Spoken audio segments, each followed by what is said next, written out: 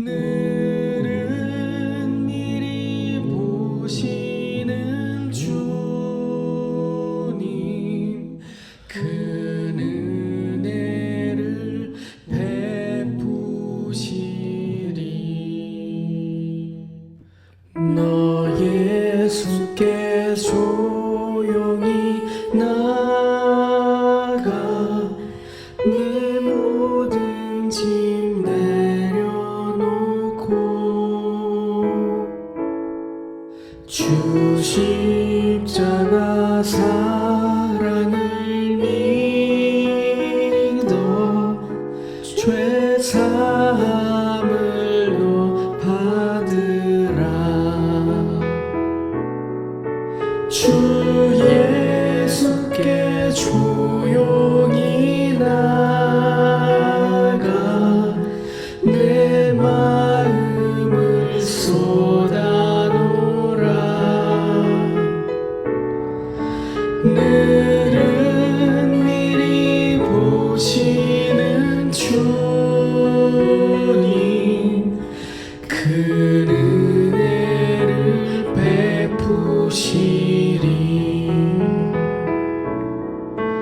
너 주님과 사귀어 살면 새 생명이 넘치리라. 주 예수를 찾는 이 앞에 참 밝은 빛 비추어라. 주 예수께 조용히 나가 내 마음을 쏟아놓으라. 늘은 미리 보시는 주님, 그 은혜를 베푸시리. 주 예수께 조용히 나가 내 마음을 쏟아놓으라. 늘은 미리 보시는 주님, 그 은혜를 베푸시리.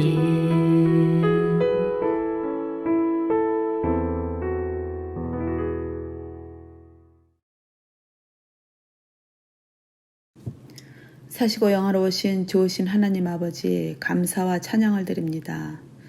오늘 주일에 좋은 환경에서 이렇게 예배를 드리기 위해 모이신 우리 성도님들을 축복하여 주시고 오늘 특별히 더 많은 은혜 받고 돌아가시길 기도합니다.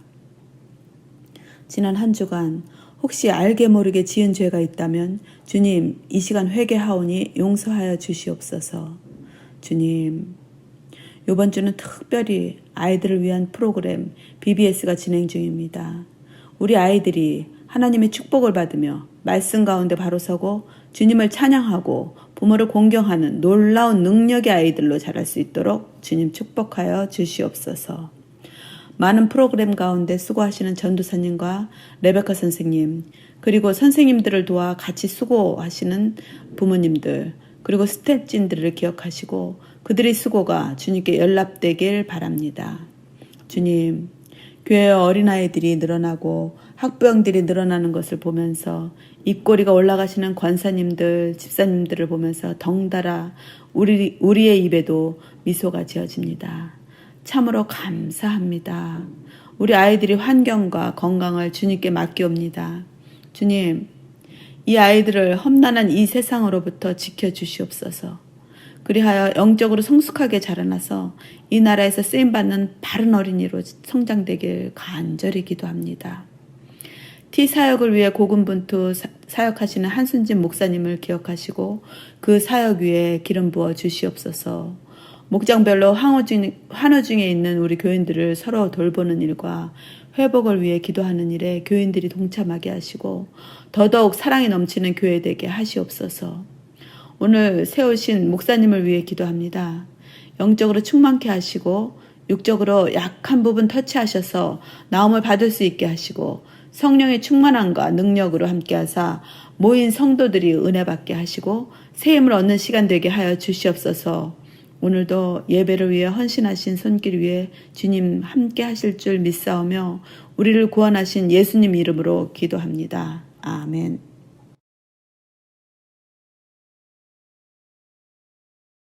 제가 미국에 와서 한 6개월 정도는 자전거를 타고 다녔어요.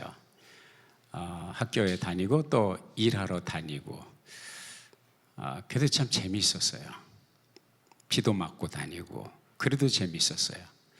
한 6개월인가 7개월 정도 지난 후에 하나님의 은혜 가운데 제가 드디어 전 세계 마이카족의 이제 클럽 멤버가 되었습니다. 그래서 마이카 제 자동차를 구입했습니다. 거금 850불을 들여서 그 당시 뷰익 르사브레 흰 색깔 그리고 8기통.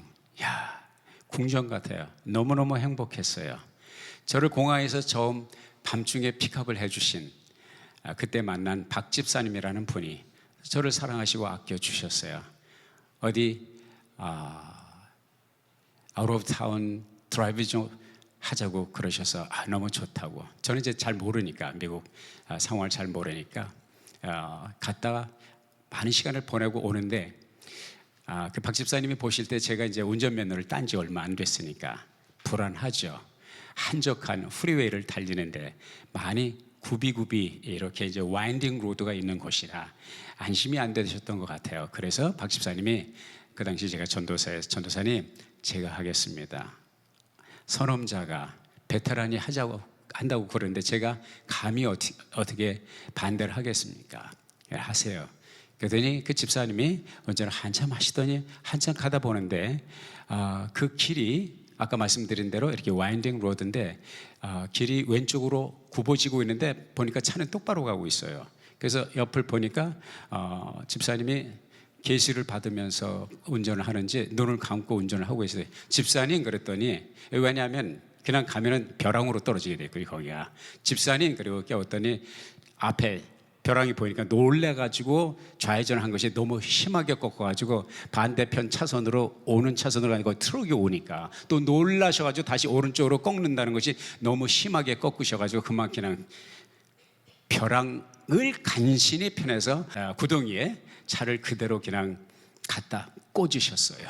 그래가지고 제 심정이 어떻겠습니까? 이야, 박 집사님이 전사님 괜찮으세요? 괜찮습니다. 근데 속으로는 집사님 내가 갈비뼈가 부러진 것보다 이 차가 지금 못쓰게 생겼어. 내가 갈비뼈가 부러진 것보다 더 속이 상하고 마음이 아픈 거예요. 차를 꺼낼 수가 없는 거예요. 흙에 박혀가지고. 그러고 났는데 바로 어디선가 사람이 오더라고요. 어떤 한 60대 정도 된 60대 70대 되신 분이 남자분인데 대야에 찬물을 가득 담아가지고 수건을 가지고 오시는데 거기가요 산중이고요 인가가 보이질 않아요. 그렇게 한적한데 그 사람이 어디에서 나타나는지 지금도 나는 그게 궁금해요. 어디서 왔는지. 그러면서 우리를 위로하면서 괜찮으냐고 놀랬으니까 따뜻한 말로 위로하면서 자기가 이제 부르겠다고 경찰을 부르든지 앰뷸런스 부르겠다니 앰뷸런스 필요 없다고 그랬더니 어떻든 조금 있다가 토잉카가 오더라고요. 토잉카가 와서 차를 이제 꺼내주고 싣고 우리는 토잉카에 타고 오는데 그때 제가 생각한 것이 선한 사마리아인이 이 산중에 있었네. 하나님이 어디서 이 사람을 보내지 지금도 어디서 왔는지 몰라요. 사방을 돌아봐도 인가가 없어요. 집이 한 채가 안 보여요. 근데 어떻게 그 사람이 나타난지 몰라요. 그래서 토잉카를 끌고 와서 차를 나중에 이제 수리를 좀 하고 얼마 동안 이제 타다가 이제 바꾸게 되었는데 제가 말씀드린 것처럼 뜬금없이 기대하지 않은 곳에서 선한 사람이 선한 의도를 가지고 생면부지의 사람을, 어려움에 처한 사람을 도와주는 사람. 이것을 예수 안 믿는 사람도 선한 사마리아인이라고 그러더라고요. 왜? 오늘 본문에 기록되어 있는 이 선한 사마리아 사람들의 이야기는 예수를 믿는 사람이나 안 믿는 사람이나 너무 많이 알려진 성경에 주님이 하신 스토리 가운데 아마 가장 잘 알려진 스토리 가운데 하나가 이 선한 사마리아인의 얘기가 아닌가 생각이 됩니다. 그래서 전 세계의 여러 곳에 NGO 프로젝트라든지 비영리 단체의 자선 사업이라든지 선교 단체의 선교 활동을 위한 동기부여를 할 때 이 선한 사마리아 사람의 스토리는 꼭 메뉴에 등장하는 것을 우리가 보게 됩니다. 사랑하는 여러분이 살다가 이웃이 어려움을 만날 때, 고난을 당할 때, 시련을 겪을 때, 외로울 때 찾아가셔서 위로하시고 그들에게 주님의 사랑을 나눠주십시오. 우리 다 같이 아멘. 자, 기도하겠습니다.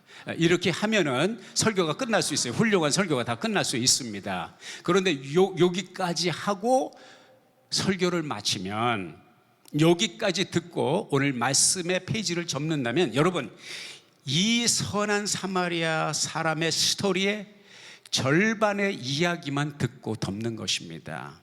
무슨 얘기냐? 이게 오해라는 것이죠.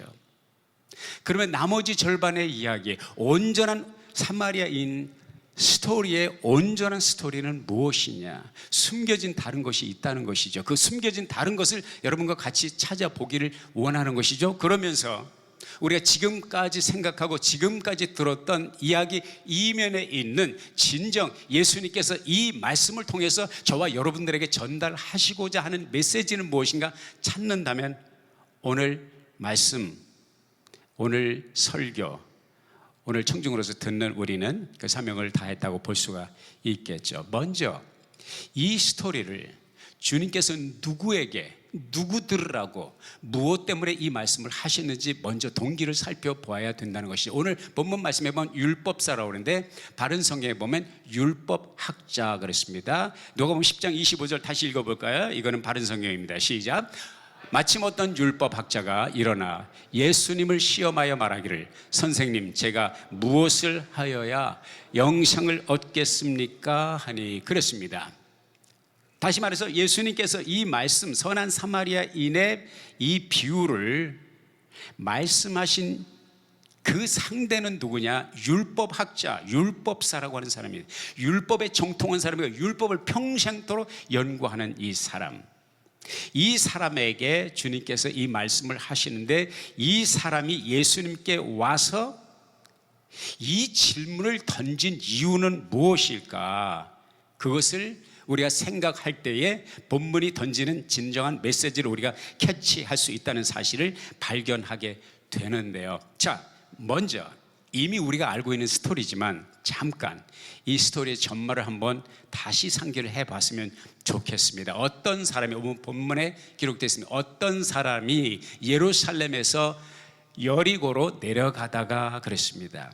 사랑하는 여러분, 예루살렘은 해발 약 780m 고지에 있는 시원산에 자리 잡고 있는 그러한 시티입니다. 그 엘리베이션이 상당히 높은 곳에 자리 잡고 있는 성이 바로 예루살렘 성이고 예루살렘 시예요. 그리고 그 사람이 여리고로 내려가다가 그랬는데, 그 여리고는 지정학적으로, 지리학적으로 해발 마이너스 251m입니다. 그러니까 780m 고지에서 해저, 여리고는 지구촌에, 지금도 지구상에서 가장 낮은 곳에 위치하고 있는 도시가 여리고라고 하는, 지금도 있는 그 도시입니다. 그러니까, 그리고 그 구간이 17마일 정도 돼요. 17마일 정도 돼요. 북까지 올라가다 보면, 중까지 넘어서 가다 보면은 거기에 센시면이라고, 센시면 지나서 그 페블비치 근처에 가면은 17마일이라는 유명한 관광 코스 있어요. 가보신 분 계세요? 예, 한번 꼭 가보세요. 예, 먹고 살기 이제 바쁘시겠지만 시간 내서 한번 가보세요. 너무너무 좋은 곳입니다. 이 17마일인데 그 17마일 구간을, 그러니까 780, 해발 780에서 해저 251로 가니까 1031m예요. 1031m를 17마일 구간에서 내리막길로 가니까 상당히 경사가 있는 곳이고요. 그리고 지리적으로 그것은 거의 사막과 같은 곳이에요. 광야, 황야, 사막과 같은 것이 돌이 많고 바위가 많고 와인딩 로드, 아까 제가 말씀드렸던 북가지에서 경험했던 그 프리웨이 와인딩 로드 정도가 아니라 정말 굽이굽이 돌아서 지금도 마찬가지예요.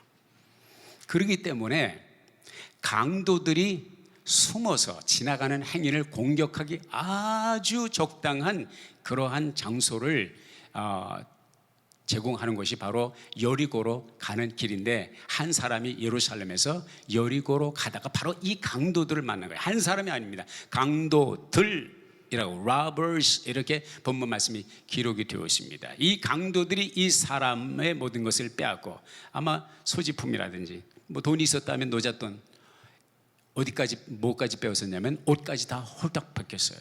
왜? 그 당시에는 옷도 돈이 되니까. 그래서 옷만 뺐고 소지품만 뺏었으면 좋겠는데, 그 과정에서 이 강도들이 이 사람을 때려서 거반 죽게 되었다. half dead, 반쯤 죽게 되었고 죽어가고 있는 상황이 벌어지게 되는데, 지금 이 사람을 누군가 와서 응급조치를 해주지 않으면 이 사람은 생존 가능성이 없습니다. 그러나 정말 우리말로 천우신조라고 그러죠. 때마침 한 사람이 지나갔어요. 그것도 그냥 보통 사람이 아니라 이스라엘 백성들에게 존경받는 종교 지도자, 으뜸가는 제사장이 지나가고 있었습니다. 제사장이 누굽니까? 이스라엘 백성들을 대표하여 하나님 앞에 제사를 드리고 이스라엘 백성들의 죄를 하나님 앞에 고백하고 하나님과 이스라엘 백성들의 교량 역할을 하는 지도자들 아닙니까? 그리고 롤모델이 될 사람들이 아닙니까? 그런데 그 사람이 이 반쯤 죽고 또 죽어가는 이 불행한 이 강도 만난 사람을 보고 그냥 지나가는 거예요. 그냥 지나가는 것이 아니라 멀찍이 떨어져서 반대편으로 지나가고 있는 모습을 봅니다. 우리가 세상을 살다 보면 이런 황당한 사건들을 보죠. 저 사람이 저럴 줄을 몰랐는데, 아니 이 사람이 이럴 줄을 몰랐는데. 여러분 그거 아십니까? 제가 늘 말씀드리지만 사람은 믿음의 대상이 아닙니다. 할렐루야. 사람은 사랑의 대상이고 용서의 대상이고 이해의 대상이지, 사람은 믿을 게 못 됩니다. 조속지변하는, 저를 믿지 마세요. 저 여러분들을 리드하는 여러분의 담임 목사라고, 저를 믿지 마세요. 그냥 제가 믿는 예수님을 믿으시면 됩니다. 아멘. 예수님만 믿으세요. 저를 믿지 말고. 저를 믿으면 그렇게 황당한 사건이 벌어질 수가 있어요. 그래 황당하게도 수많은 사람이 지나도 수많은 사람이 다 버리고 가도 그 사람은 가서 돌봐줘야 될 사람이라고 믿고 또 믿었지만, 차라리 믿어서는 안 될 그 사람, 제사장은 그냥 지나가고. 그런데 다행히 정말 두 번째 또 한 사람이 지나가요. 누구예요? 레위인이 지나가는 거예요. 레위인이 누구예요? 제사장 그분 아니에요. 제사장은 아론의 후손들이에요. 대대로 아론의 후손들이 제사장을 하고, 레위인들은 그러나 레위 족속 가운데 아론이 있었고 아론의 후손들이 제사장을 하고, 레위인들은 그 대신 제사장은 안 해도 성전에서 봉사하는 부교육자 역할을 하는 그런 사람들이었어요. 그러니까 그 사람에게도 기대를 해볼 수 있는 것이죠. 그런데 그 사람도 죄송합니다, 막말로 표현해서 싸가지 없이 그냥 지나간다는 거죠. 그냥 지나가, 피해서 지나가. 이 사람에게는 정말 절망 그 자체라고 할 수 있어요. 불행한 사건의 중심에 서 있는 강도 만난 이 한 사람은 모든 것을 빼앗기고 맞아 죽어가는 이런 상황 속에서 두 사람이 기대를 할 수 있었던 그 사람이 지나쳤다. 거의 절망이죠. 그러나 정말로 마지막 지선상 아리와 같이 한 사람의 희망의 사람이 지나가지. 그 사람이 누구냐? 이게 압권이에요. 이게 누가 지나가냐? 이게 압권이라고. 예루살렘에서 여리고로 간 사람은 거의 틀림없이 유대인입니다. 그런데 이 유대인, 강도 만난 이 유대인, 죽어가는 유대인을 보고 그에게 다가간 사람이 누구냐면 유대인이 아니에요. 제사장도 아니고 레위인도 아니고 유대인도 아니고, 유대인들이 그렇게 싫어하는, 유대인들이 그렇게 재수없게 생각을 하는 사마리아 사람이 지나가고 있었단 말이에요. 그 사마리아 사람이 이 강도 만난 사람에게 다가가서 그를 불쌍히 여기고 사랑하는 여러분, 불쌍한 사람을 볼 때 불쌍히 여기는 그 긍휼의 마음이 충만하시기를 주의 이름으로 축원합니다. 그에 다가가서 상처를 싸매주고 기름을 붓고 포도주를 붓고, 이게 다 요즘 말로 하면 상비약입니다. First aid 박스를 열어서 그 사람을 치유해주고, 자기 짐승, 요즘 말로 하면 자기 승용차에 이 사람을 태우고 자기는 걸어가고, 17마일이면 리스로 68리입니다. 거의 70리입니다. 장정이 하루 코스 훌리 걷는 이 수가 100리를 걷습니다. 70리면 적지 않은 거리입니다. 뭐 중간 지점이었겠지만 자기는 걸어가고 이 사람을 짐승에 태우고, 어디로 가요? 주막으로 갔다고 했는데 바른 성경에는 여관으로 번역이 되어 있고, 영어 성경에도 인, 모텔 인, 그 인에 데리고 가서 주인에게 사정 설명을 하고 체크인을 하고 밤새도록 이 사람을 간호를 합니다. 밤새도록. 이 사람은 한가한 사람이 아니에요.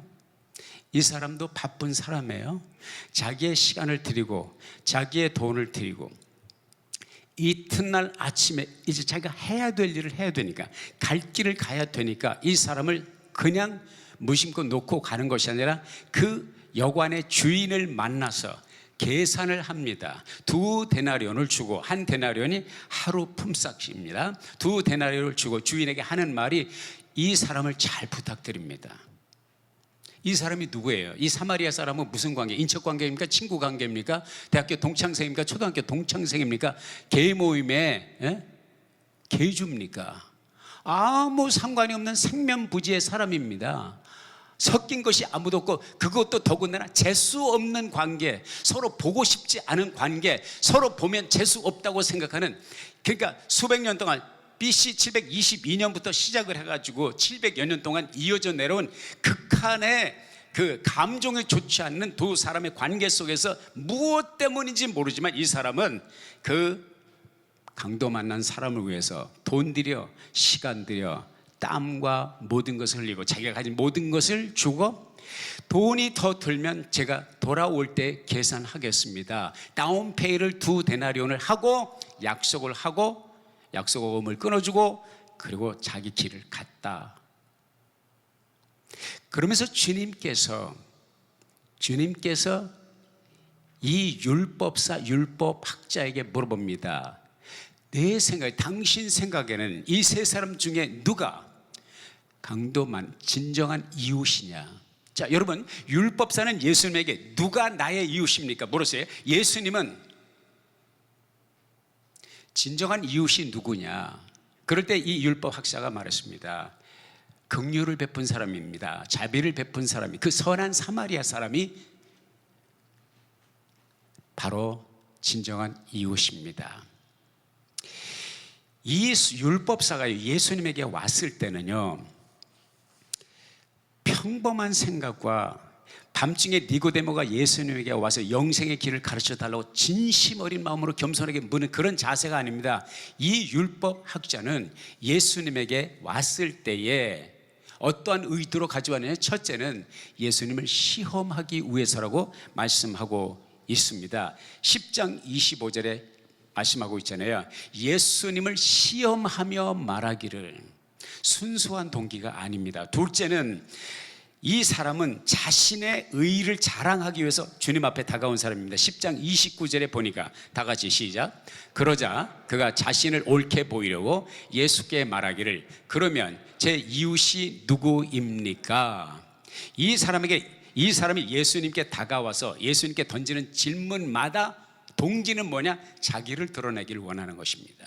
예수를 시험하고 자기를 드러내, 무엇을? 자기의 의의를 드러내기 위해서였다고 말씀하고 있습니다. 이 율법학자는 질문을 던지면서 질문의 답을 자기가 더 잘 알고 있다고 생각하고 믿었던 사람입니다. 그 사람은 율법과 계명이 무엇인지 알고 있었고요. 신명기, 이제 이웃을 사랑하라, 오히려 하나님을 사랑하고 이웃을 사랑하는 이 말씀이 신명기 6장 5절과 레위기 19장 18절에 있는 것을 다 알고 있는데 신명기 6장 5절 말씀 같이 읽어볼까요? 시작. 너는 마음을 다하고 성품을 다하고 힘을 다하여 내 하나님 여호와를 사랑하라.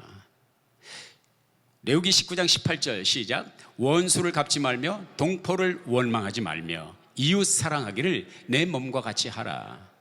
이 말씀은 이웃 사랑하라는 말씀은 예수님이 처음 하시는 말씀이 아니에요. 신명기 모세를 통해서 이미 신명기와 레위기에 다 기록되어 있는 말씀을 하고 있는 거고, 율법학자는 이걸 너무나도 잘 알고 있습니다. 그러면서 뭐라고 하냐, 나는 이 모든 것을 완벽하게 지킨 나는 의로운 사람이야. 내가 천국을 못 가면 누가 천국을 가겠어. 지금 이런 자만과 교만을 가지고 예수님에게 다가왔는데, 예수님은 느닷없이 누가 진정한 이웃이냐 물으면서 선한 사마리아 사람의 이야기를 느닷없이 꺼내는 이유와 동기는 무엇입니까? 이 율법학자가 이웃에 대한 개념을 몰라서입니까? 그 개념을 가르쳐주기 위해서입니까? 율법을 몰라서 신명기 6장 5절과 그리고 레위기서 19장 18절의 말씀을 상기시켜 주기 위해서 예수님이 이 말씀을 하시냐? 아니라는 것이죠. 지금 예수님께서 이 율법학자에게 도도하게 다가오고 예수님을 시험하기 위해서 다가온 율법학자에게 선한 사마리아 사람의 이야기를 하는 동기는 이거 하나입니다. 너는 안 된다는 것입니다. 너는 안 된다. 아까 말씀드렸죠. 우리도 다 같이 선한 사마리아 사람처럼 착하게 살고 도와주고 이웃 사람, 외로운 사람, 병든 사람 찾아가서 위로해주고 치료해주고 기도해주고 이렇게 살라고 주님께서 주신 말씀이 아니라니까요. 물론 그것이 틀리다는 것이 아닙니다. 우리가 그렇게 살아야 돼요, 마땅히. 그러나 주님께서 이 말씀을 주신 동기는 그것이 아니라는 것이죠.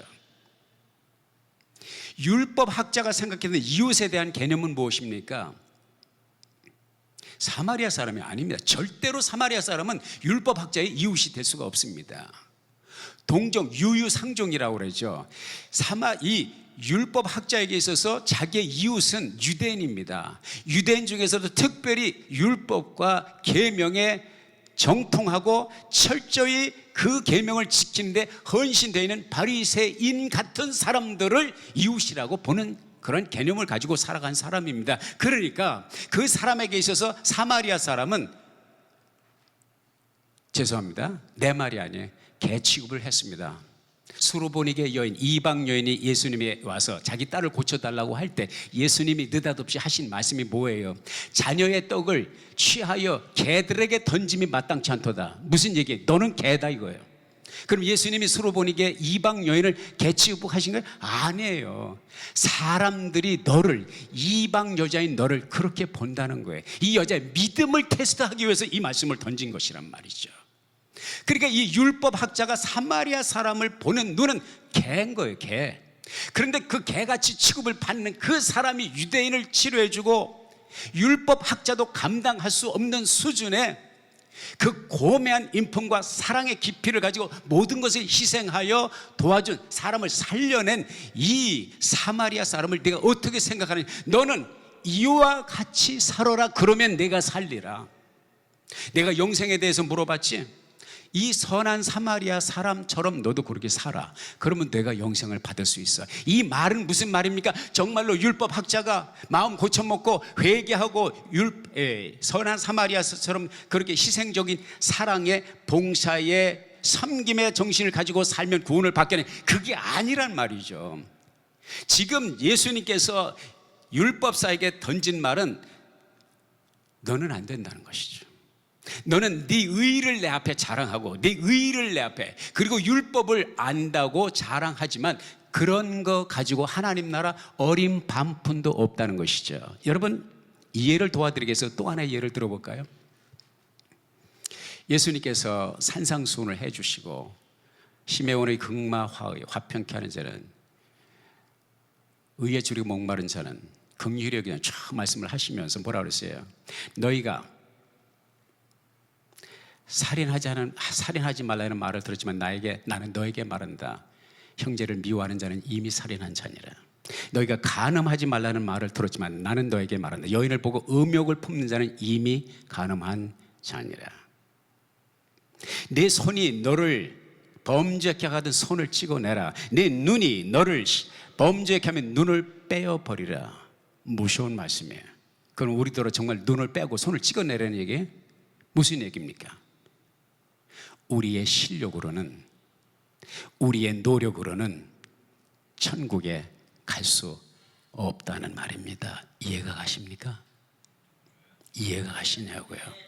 지금 율법학자에게 예수님께서 요구하신 것은 파산 선고를 하라는 거예요. 애통하는 자는 복이 있나니 천국이 저희 것임이라고 말씀하신 그 애통은 무엇입니까? 영적 파산 선고고, 하나님 앞에서 나는 안 됩니다, 나에게 길을 열어 주십시오. 니고데모가 예수님 앞에 온 것처럼, 마리아가 예수님 앞에 눈물을 흘린 것처럼 죄인임을 알고 나는 할 수 없다는 것을 알았기 때문에 예수님의 도움을 구했던 세리라든지 창교 같은 그 사람들이 도리어 하나님 나라에 더 가깝다고 주님께서 분명하게 말씀을 하셨습니다. 선한 사마리아처럼 살아야 우리가 구원을 받고 우리가 천국에 들어간다면, 한번 봅시다. 예수님께서 마지막 십자가에서 운명하실 때 세 남자가 십자가에 매달렸어요. 가운데 예수님, 그리고 좌우편에 누가? 강도가.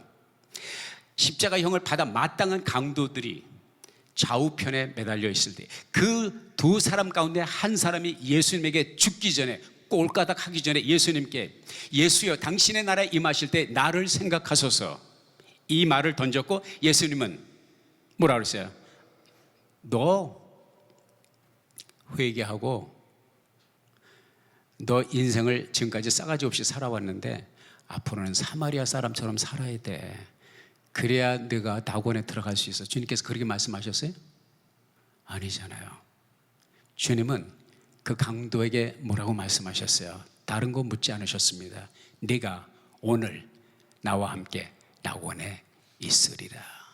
여러분, 천국의 은혜는, 천국은요, 구원은요, 우리의 공로와 우리의 인격과 우리의 행위가 아닌 하나님께서 그 아들 예수 그리스도를 통해서, 그분의 희생을 통해서, 십자가에서 이루신 그 업적을 통해서 우리의 모든 죄를 도말하시고 하나님께서 이미 마련하시고 우리들에게 거저 주시는, 에베소서 2장 8절에 있는 말씀처럼 너희가 그 은혜를 인하여 믿음으로 말미암아 구원을 얻었나니 이것이 너에게서 난 것이 아니요 하나님의 선물이라. 행위에서 난 것이 아니니 이는 누구든지 자랑치 못하게 하려 하심이라. 은혜는 어떻게 하는 거예요? 받는 겁니다. 근데 왜 못 받아? 못 믿으니까. 돈을 주고 받으라 오면 아마 돈을 주고 그 은혜를 받으려고 할 사람이 많이 있을 거예요. 예수님이 돈 가져오라 그랬어요? 아니에요.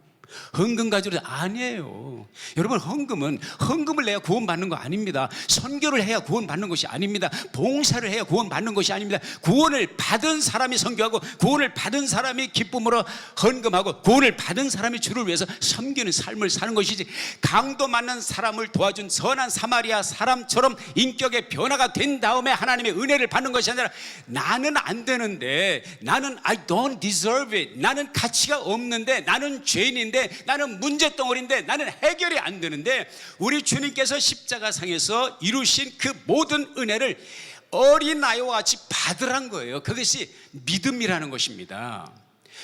그럴 때에 너도 구원을 받고 너도 선한 사마리아 사람처럼 살아갈 수가 있는 것이지. 한 분의 간증을 하고 이제 말씀을 마치겠습니다. 시간이 좀 지났지만은, 서정인이라고 하는 분인데, 이분은 이제 한국 컴패션 대표가 되시는 분인데요. 이분은 청년 시절에 참 고민을 많이 했어요. 왜? 무엇의 문제? 이 종교적인 문제, 신앙의 문제를 가지고. 또 모태신앙이야. 모태신앙은 못하는 게 많아요. 그래서 모태신앙인데, 어려서부터 교회는 다녔는데 이게 갈등이 되는 거예요. 일가 친척 가운데 목회자들도 많고 장로님들도 많아. 목사님들이 설교를 하면은 이제 사춘기 때인 것 같아요. 고등학교 때부터 자꾸 질문이 생기는 거예요. 목사님은 그렇게 살아? 목사님 그렇게 살 수 있어? 계속 목사님이 참 사마리아인이 되십시오, 착하게 사십시오, 주의 뜻대로 사십시오. 그럼 자꾸 속으로, 당신은 그렇게 사십니까? 나는 안 되던데. 왜냐면 주님의 계명은 알겠는데, 주님의 말씀을 알아먹겠는데 살려고 하니까 안 되는 거예요. 거기서 갈등이 생기는 거예요. 자꾸 이중인격자 같은 생각이 드는 거예요. 그래서 교회를 떠나고 싶고 예수를 떠나고 싶고 신앙을 버리고 싶은데 또 두려움이 있으니까 그것도 못하는, 세상으로 나가지도 못하고, 그렇다고 교회 안에 진짜 들어간 것도 아니고 양다리 걸치고 갈등 속에서 신앙생활을 하다가 이분이 하루는 그분이 로마서를 좋아하는데 로마서 3장 23절에 보니까 모든 사람이 죄를 범하였으면 하나님의 영광에 이르지 못하더니, 그걸 읽으면서 알아요, 나도 죄인이고 나도 하나님 영광 이루지 못하는 걸 알아요. 근데 나도 어쩌란 말입니까? 이러면서 말씀을 계속 읽다가 로마서 4장 3절에서 아브라함이 하나님을 믿으니 하나님께서 그 믿음을 보시고 아브라함을 의롭다 하셨다, 이 말씀을 보고 갑자기 전기 충격을 먹은 것 같은 거야. 이제까지 수없이 그걸 읽었는데 오늘 그 말씀이 살아서 레마로 들리는 거야. 아, 그렇구나, 믿음이구나, 그냥 믿으면 되는 거구나. 아브라함이 갈 바를 알지 못하고 어디로 가야 될지 내일 일은 난 모르지만 하나님께 맡기고 한 걸음 한 걸음 갔던 것처럼, 하나님께 그냥 맡겨버렸던 것처럼 하나님이 그 아들 예수 그리스도를 통해서 나의 구원을 이루셨다는 이 사실을 테텔레스타 다 이루었다고 말씀하신 주님의 말씀을 액면 그대로 믿음으로 받아들이고, 내가 믿으면 나를 의인으로 만들어 주신다고 했으니까 이거다 저거다 걱정하지 말고 예수님을 믿고 그 일을 받아들일 때 나는 의인이 되는구나, 이 말씀을 믿고 내가 믿나이다, 이런 고백을 하고 있는데요.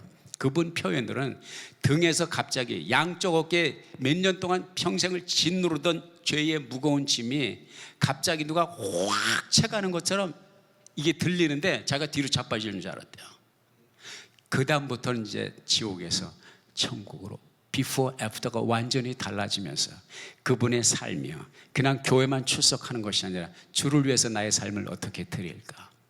그래서 만난 것이 컴패션이라고 하는, 이 컴패션이 얘기를 들어보니까 아주 흥미롭더라고요. 저도 잘 몰랐는데요, 이번에 간증을 들으면서 이제 새로 알았는데, 컴패션이 1952년에 한국의 전쟁 고아들을 살려내기 위해서 컴패션, 에버렛 스완슨 목사님이 한국에 가셨다가 이 전쟁 고아들을 보고 이게 안 되겠다, 미국에 와서 운동을 하고 물자를 보내고 지원을 해서 한국에 1952년부터 1993년까지 41년 동안 2,700개의 육아원을 세우고, 그 육아원이 교회고 교회가 육아원이야. 주일에는 예배드리고 주중에는 육아원이고 10만여 명의 전쟁 고아들을 살려내고, 그 가운데 목사, 교육자, 의사, 변호사, 또 그 다음에 간호사, 뭐 일반 시민들, 주부들, 이런 사람이, 기래성 같은 사람이 많이 나왔어요. 이분이 예수님의 은혜를 경험한 후에 어디까지 가냐면, 한 번은 소식을 들었는데 나이가 어린 여학생이 백혈병으로 죽어간다는 소리를 들었는데, 자기가 이름을 백혈병 환자로 웬 골수 기증자로 이름을 올려놨는데 그 아이 골수하고 자기가 딱 맞는다는 연락을 받은 거예요.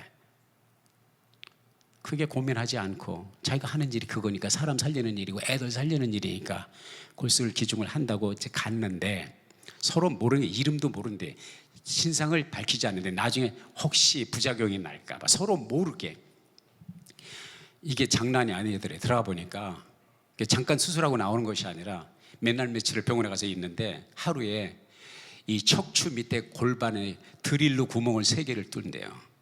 그리고 맨날 며칠, 그게 금방 나오는 것이 아니라 며칠 동안 기다리는데 나오는 대로 족족 다 뽑아내는 거예요. 골수를 다 뽑아내가지고 수술했는데, 그거 수술하다 또 부작용이 의료사고가 터져가지고 이 서정인 이 대표, 이분이 죽다 살아난 거예요.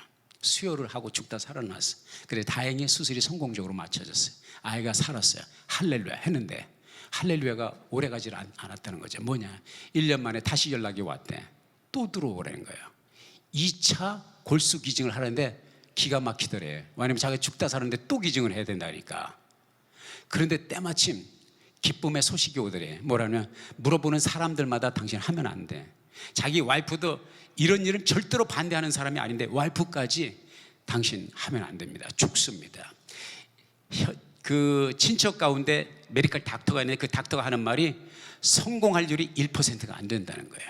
그 아이가 당신의 골수를 받아서 재발이 되었다면 당신도 재발될 가능성이 무지 많다는 거예요. 이건 너무너무 위험한 것이에요.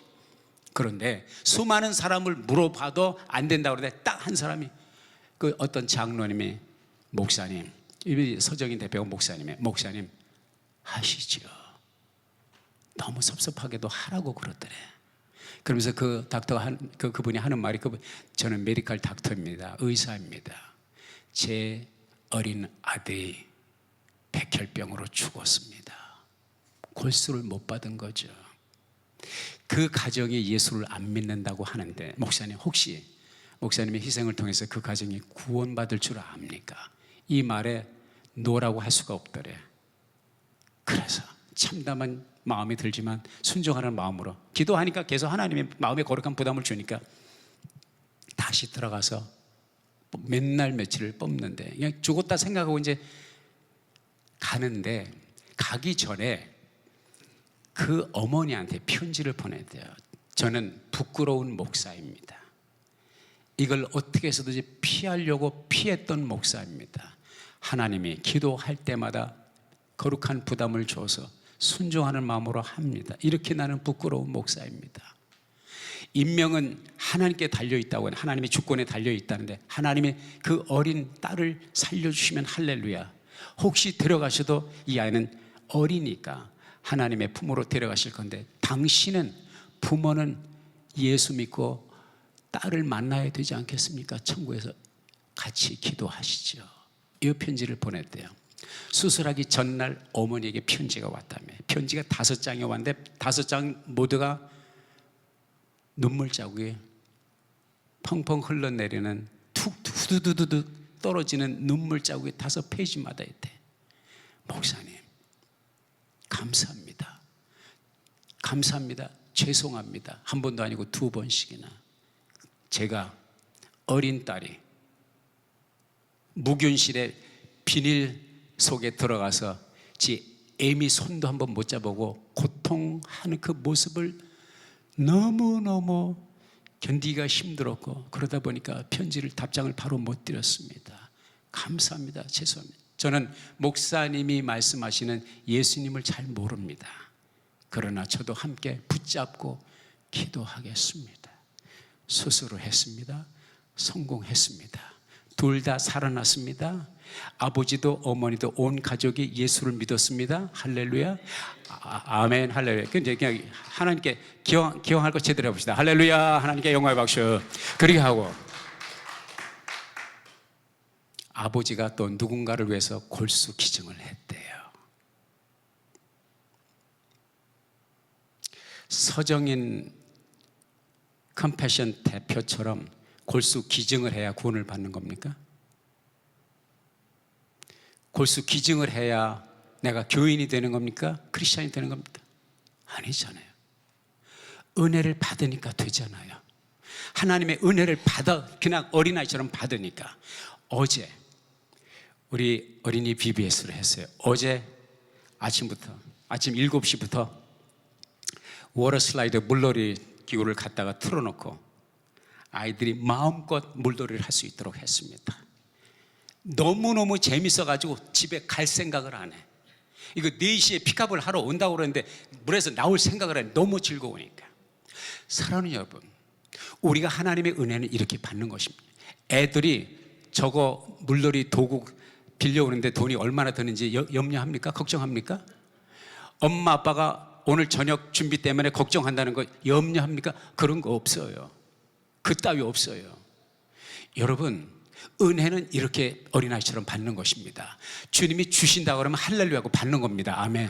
주님이 십자가에 내 죄 총 정리됐다. 그대로 믿는 거예요. 너는 나 앞에 의인이다 하면 믿는 거예요. 나는 너의 천국을 위해서 죽었노라 그대로 믿는 거예요. 그래서 하나님의 은혜가 어린 아이들이 물놀이를 하면서 몇 시간 동안 하루 종일 물에 푹 젖어서 살이 불 정도 되는 것처럼 하나님의 은혜를 받아들이고 하나님의 은혜 속에 젖어드는 여러분이 되시기를 주의 이름으로 도전드립니다. 주님의 은혜에 젖으면, 주님의 은혜를 받아버리면, 주님의 은혜에 녹아치면 골수도 기증할 수 있는 거예요. 홈레스 피플도 도와줄 수도 있는 거예요. 헌금도 하는 것입니다. 선교도 하는 것입니다. 은혜도 받기 전에 선교해야 된다 그러니까, 헌금해야 된다 그러니까, 노력 봉사해야 되니까, 이게 부담이 돼. 그게 뭡니까? 종교입니다. 그건 신앙이 아니고 종교입니다. 저는 여러분에게 종교를 가지라는 의미가 아닙니다. 예수를 만나라는 것입니다. 예수님의 은혜를 받으라는 것입니다. 하나님이 여러분을 사랑하셔서 죽도록 사랑하시고 아들 예수, 하나밖에 없는 예수를 보내주셨고, 그 아들 예수는 여러분을 위해서, 나를 위해서 자기의 모든 것을 다 버리셨어요. 여러분이 여러분의 자녀를 위해서는 다 버릴 수 있잖아요. 그죠? 제가 애를 키워보니까 그러더라고요. 내 목숨도 필요하면 주겠더라고요. 근데 저는 하나님처럼 못합니다.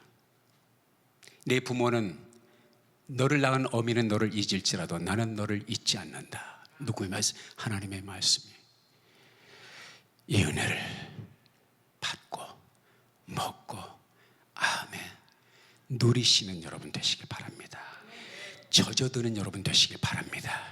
그리고 그 은혜가, 그 축복이 여러분의 삶을 통해서 번져나가며, 골수 기증을 하니까 또 그 골수 기증을 받은 딸의 아버지가 또 다른 사람에서 골수 기증을 하잖아요. 이 은혜의 파급력이, 이 은혜의 파동이 여러분과 여러분의 가정과 여러분이 섬기는 교회를 통해서 이 지역사회, 세계 땅끝까지 퍼지는 하나님의 축복의 통로로 살아가는 진정한 선한 사마리아인이 될 수 있기를 예수의 이름으로 축원합니다. 기도하겠습니다. 아버지 하나님, 주신 말씀 마음에 새기고 은혜를 받게 하소서, 먹게 하소서, 누리게 하소서, 주와 함께 가게 하소서. 주님의 그 은혜가 흘러 넘치게 하옵소서. 예수님의 이름으로 기도하옵나이다. 아멘.